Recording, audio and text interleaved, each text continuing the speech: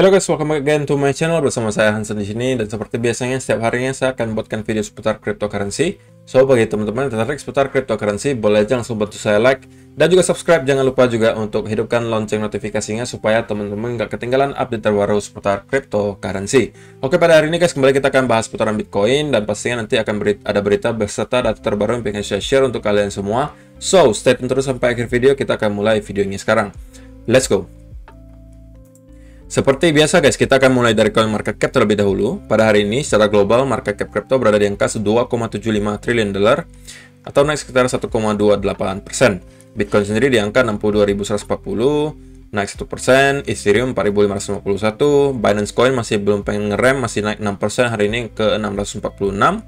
Solana 253 dolar, naik 5%, Cardano 1,99, kemudian XRP 1,16, Polkadot 52, Dogecoin 0,26, dan Shiba Inu berada di 0,000057. So, itu adalah outlook sementara dari beberapa top coin yang ada. Sekarang kita masuk dulu ke berita-berita terbaru. Yang pertama dari Cointelegraph. Di sini dikatakan Burger King serves up free crypto with meal purchases. Jadi nggak hanya perusahaan-perusahaan investasi, nggak hanya pejabat publik, nggak hanya bank-bank besar yang sekarang udah mulai masuk ke kripto, nggak hanya artis, restoran fast food juga sekarang udah mulai masuk ke ranah cryptocurrency guys. Dan kali ini Burger King. Di sini dikatakan for the next 3 weeks, Burger King customers can enjoy a side of Bitcoin, Ethereum, or Doge with their Whopper, thanks to a partnership with Robinhood. Jadi mereka melakukan kerjasama dengan Robinhood untuk memberikan customer Burger King bonus berupa cryptocurrency seperti Dogecoin, Bitcoin, atau Ethereum. Jadi jangka waktunya itu 3 minggu dari 1 November sampai 21 November. Customer Burger King yang ngebeli 5 dolar atau lebih, atau transaksinya di atas 5 dolar atau sama dengan 5 dolar, itu berhak mendapatkan kripto. Di sini juga dikatakan primarily in the form of Dogecoin. Jadi utamanya atau kebanyakan dikasihnya dalam bentuk Dogecoin gitu. Tapi kalau misalnya ada beberapa yang beruntung, itu juga mereka bisa mendapatkan satu buah Bitcoin dan satu buah Ethereum. Jadi full gitu ya. Satu buah Bitcoin, satu buah Ethereum, kan lumayan banget gitu. Dan menurut saya ini adalah hal yang cukup menarik gitu ya. Karena menurut saya ini adalah simbiosis mutualisme antara Burger King dan juga Robinhood. Karena kenapa? Ya Robinhood di ranah kripto juga udah sangat dikenal. Jadi kalau misalnya mereka kerjasama dengan Burger King, ya otomatis Burger King penjualannya juga akan naik gitu ya. Karena mereka memberikan bonus berupa kripto. Sebaliknya, Robinhood juga namanya akan semakin dikenal oleh orang-orang awam karena dia kerjasama dengan salah satu restoran fast food yang juga sangat terkenal, yaitu Burger King gitu ya. Jadi sama-sama menguntungkan gitu. Dan saya mulai kebayang gitu kalau kedepannya di Indo juga dilakukan hal yang sama gitu, seperti McDonald misalnya atau KFC juga memberikan kita bonus berupa cryptocurrency. Itu akan sangat menarik gitu kan.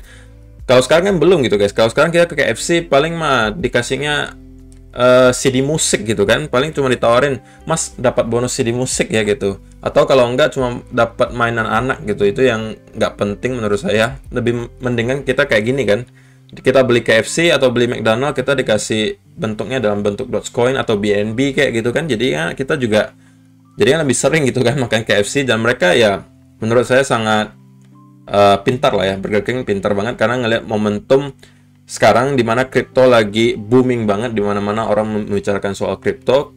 Dan ketika mereka mengumumkan hal seperti ini, kalian beli Burger King, kalian bisa dapat kripto, ya otomatis penjualannya pasti akan meningkat banget gitu. Karena kan orang jadi tertarik gitu kan, wah kok bisa gitu. Kemudian juga bisa hoki-hoki dapat satu buah Bitcoin, satu buah Ethereum hanya dengan uang 5 dolar. Kalian kan juga ya makan ke Burger King nggak mungkin cuma 10.000 20.000 dong. Biasanya juga udah pasti di atas 5 dolar, apalagi kalau berdua bertiga gitu kan. Jadi ini menurut saya adalah sebuah terobosan yang sangat menarik lah gitu ya. Dan ke depan mudah-mudahan di Indo juga kita mendapati event-event seperti ini. Menurut saya akan sangat menarik gitu ya. Next. Nah, ini udah masuk ke beberapa berita data on-chain lah gitu ya. Di sini dikatakan historically whenever price surpasses terminal price, a top can be detected. Jadi ini adalah data on-chain terminal price ya.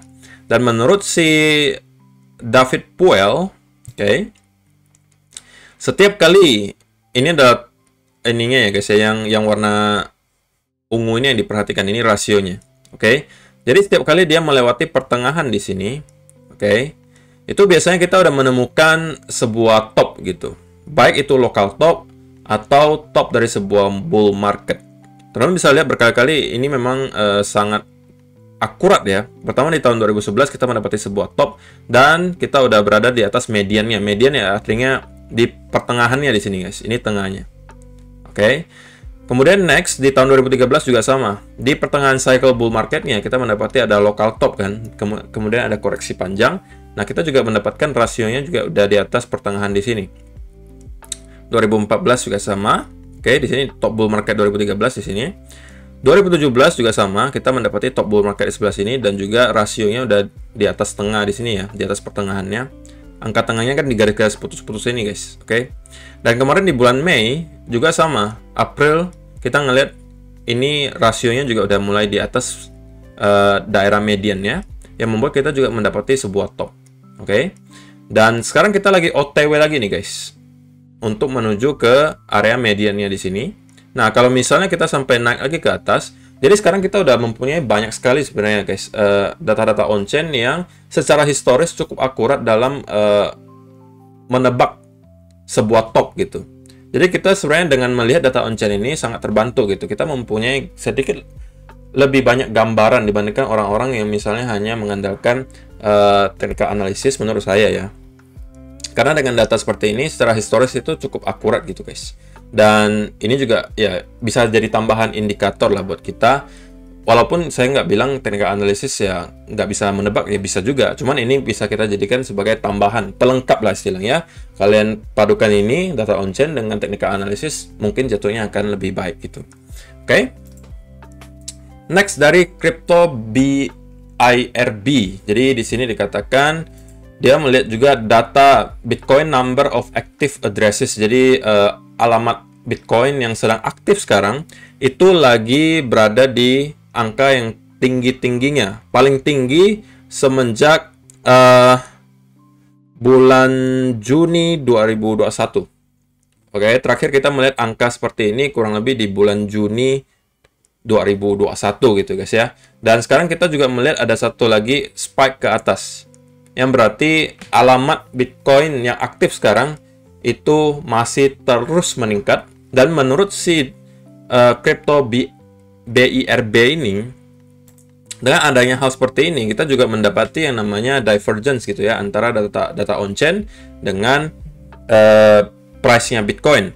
Dimana yang biasanya berarti adalah kalau misalnya kita melihat harga Bitcoin terus di bawah turun, sedangkan data on-chain sudah menunjukkan kenaikan atau ke arah positif dan terjadi divergence, biasanya tidak lama lagi kita akan mendapati harga Bitcoin juga akan mengikuti data on-chain-nya. Sama seperti yang terjadi di sini kalau misalnya teman-teman perhatikan.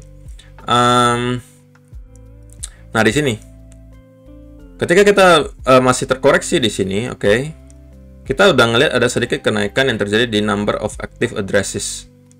Oke, di sini. Kemudian di sini juga sama, walaupun harganya terus-menerus menurun, di sini teman-teman bisa lihat, kita juga udah melihat number of active addresses sudah start untuk naik gitu guys. Jadi ini menciptakan divergence gitu. Dan setelahnya kita ngelihat harga Bitcoin mulai mengikuti data on-chain-nya. Oke, jadi ini juga menurut saya cukup menarik untuk kita pantau gitu ya. Tetapi catatannya di sini guys, sekali lagi data seperti ini bukan untuk menilai pergerakan short term ya. Short term kita masih bisa mendapati koreksi, tetapi secara mid term dan long term secara data on-chain sekarang kebanyakan masih mengarahnya ke arah bullish gitu. Oke. So, kita langsung aja masuk ke chartnya Bitcoin hari ini. Let's see apa yang terjadi guys. Sebenarnya tidak banyak sih yang terjadi. Karena kenapa? Kalau misalnya teman-teman perhatikan ya, dari tanggal 22 Oktober sampai sekarang, kita itu sebenarnya tidak melakukan apa-apa selain hanya sideways saja di sini guys. Oke. Dari 22 Oktober sampai sekarang kita sebenarnya belum melakukan apa-apa selain kita cuma sideways doang antara harga 63.000 dengan harga 60.000. Sebelum kita break ke salah satu arah di sini, sebenarnya kita ya masih overall dalam fase sideways gitu guys ya. Cuman mungkin ada beberapa hal yang perlu kita perhatikan sekarang. Kalau misalnya teman-teman zoom in sedikit. Oke. Sebentar. Nah, mungkin kalau teman-teman ke 4 hour atau ke 1 hour chart, teman-teman bisa lihat sekali lagi gitu ya. Kita lagi-lagi dibantu oleh area 60.000. Dan saya sudah sampaikan ke teman-teman memang area ini sangat penting untuk dipertahankan oleh Bitcoin. Dan juga kita tahu bahwa di sekitaran area ini banyak sekali orang-orang yang menunggu untuk membeli. Dan dibuktikan dengan apa? Dibuktikan dengan setiap kali kita menyentuh angka 60.000, itu selalu ada rejection. Nyentuh 60 ada rejection, nyentuh 60 rejection, nyentuh 60 lagi rejection. Namun kita pernah sekali breakdown, cuman ini kayak seperti fake breakdown gitu ya. Dan lagi-lagi sama, kita kembali ke 60, ke reject lagi. Kita kembali 60, reject lagi. Kita kembali ke 60, reject lagi. Jadi yang mau saya sampaikan di sini adalah memang kita sekarang masih tertahan cukup baik di angka 60.000. Tapi ada catatannya guys. Sekali lagi saya sampaikan, semakin sering kita retest area tersebut, maka biasanya area tersebut akan semakin lemah gitu. Jadi kita nggak pengen terus-menerus mengeritest area tersebut karena takutnya kalau sekali jebol, itu maka kita akan mendapati koreksi lebih dalam gitu ya. Dan untuk senario bullishnya gitu menurut saya, ya kita bisa jadi sekarang lagi bermain di sebuah pattern yang bernama bullish pennant gitu guys. Oke. Dan sekarang kita udah, kalau misalnya bullish pennant ini valid guys, maka kita sekarang udah di penghujung patternnya. Oke. Dan kalau ini valid, maka dalam kurun waktu 2-3 hari lagi maksimal, kita akan mendapati keputusan dari market apakah pengennya naik atau turun gitu. Oke, kalau breakdown, saran saya kalau breakdown, teman-teman jangan langsung, kalau memang pengen short ya, jangan juga langsung shortnya di sini. Karena kenapa? Selain di sini merupakan pattern pennant, di bawah sini ingat teman-teman ada angka 60.000.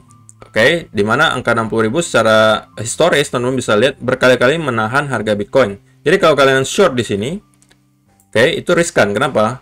Ini bakal ketemu dengan support yang sangat kuat di angka 60.000. Tapi kalau itu sudah mampu di break dan kita close di bawah, maka mungkin itu akan menjadi trade yang lebih probabilitasnya lebih tinggi gitu ya.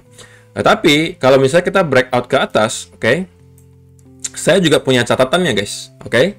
Bahwa kalau kita breakout ke atas dari bullish pennant ini, saya rasa saya akan lebih confidence apabila, apabila kita sudah mampu close dan stay di atas angka 65.000. Mungkin kita perlu zoom in saja ya supaya lebih jelas. Kalau kita breakout ke atas di bullish pennant tersebut, oke. Yang pengen saya lihat dari Bitcoin adalah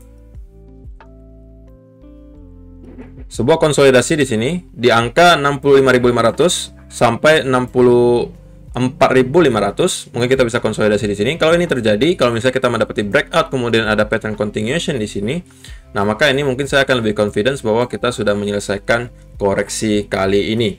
Oke. Jadi teman-teman cukup cocokkan saja ya. Kita sekarang udah berada di penghujung pattern tersebut. Ya semoga lah ya. Semoga aja kita mendapati breakout ke atas. Oke, karena kalau ini sampai breakdown ke bawah dan kita menembus dari angka 60.000, maka next target kita udah nanti akan ada di sekitaran 55 atau bahkan 56.000 dolar. Karena di sini merupakan area Fibonacci 0,382-nya. Dan sekali lagi teman-teman perlu ingat, jangan sampai ambil kesimpulan terlalu cepat ya guys ya, karena seperti yang tadi kita tunjukin di sini, oke. Kalau teman-teman langsung buy atau sell sekarang, menurut saya prematur gitu. Karena kenapa? Kita sekarang ya masih sideways aja di sini. Belum ada yang bisa kita lakukan. Kita masih harus menunggu dulu market ini pengennya kemana gitu. Belum ada yang bisa kita lakukan, ya. Dan sebenarnya kalau kita lihat di sini guys, ini patternnya, bukan patternnya, tetapi jangka waktu di sini mirip banget dengan yang terjadi di ini. Udah sering kita tunjukin ya guys ya, berkali-kali saya tunjukin. Ini juga ketika kita nge-retest all time high sebelumnya di sini. Oke. Ini wah. Coba kita cek chart yang lain.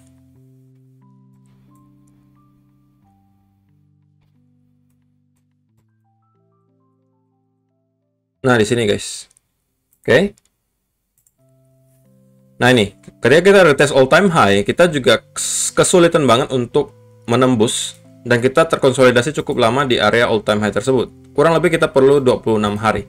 Oke, kalau misalnya kita bandingkan dengan yang sekarang, 26 hari ya, ingat ya guys ya, 26 hari.